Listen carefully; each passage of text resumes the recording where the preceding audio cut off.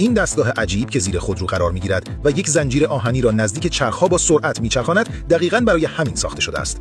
همه می‌دانیم رانندگی در جاده‌های برفی زمستان چقدر سخت است. خیلی‌ها زنجیر چرخ را دور لاستیک می‌بندند، اما این زنجیرها نصب سختی دارند، به جاده آسیب می‌زنند و مصرف سوخت را بالا می‌برند. برای حل این مشکلات، این زنجیر اتوماتیک اختراع شد. این دستگاه روی شاسی خودرو نصب می‌شود و زنجیر را با سرعت زیر لاستیک‌ها می‌چرخاند تا از لیز خوردن جلوگیری کند.